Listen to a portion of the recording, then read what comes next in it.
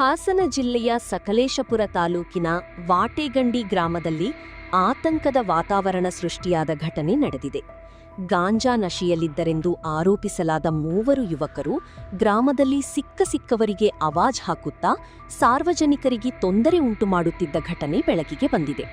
ಗ್ರಾಮದ ಜನರು ಹೇಳುವಂತೆ ಈ 3 ಯುವಕರು ರಸ್ತೆಯಲ್ಲಿ ಓಡಾಡುತ್ತಿದ್ದ ಜನರನ್ನು ಅನಗತ್ಯವಾಗಿ ಕಿರಿಕ್ ಮಾಡುತ್ತಾ ಭಯದ ವಾತಾವರಣ ನಿರ್ಮಿಸಿದ್ದರು ಎನ್ನಲಾಗಿದೆ.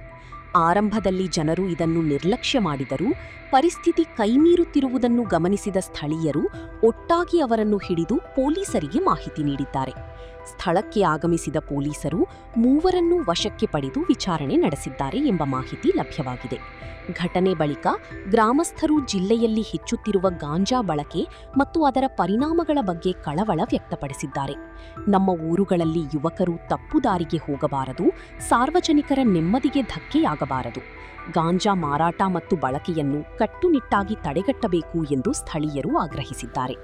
ಇತ್ತೀಚಿನ ದಿನಗಳಲ್ಲಿ ಜಿಲ್ಲೆಯಲ್ಲಿ ಮಾದಕ ವಸ್ತುಗಳ ಪ್ರಭಾವ ಹೆಚ್ಚುತ್ತಿದೆ ಎಂಬ ಆರೋಪಗಳು ಕೇಳಿಬರುತ್ತಿದ್ದರೂ ಪೊಲೀಸರು ಕೇವಲ ಘಟನೆ ನಡೆದ ಬಳಿಕವಲ್ಲ, ಮುಂಚಿತ ಕ್ರಮಗಳ ಮೂಲಕವೂ ಇಂತಹ ಚಟುವಟಿಕೆಗಳಿಗೆ ಕಡಿವಾಣ ಹಾಕಬೇಕು ಎಂಬುದು ಸಾರ್ವಜನಿಕರ ಒತ್ತಾಯವಾಗಿದೆ.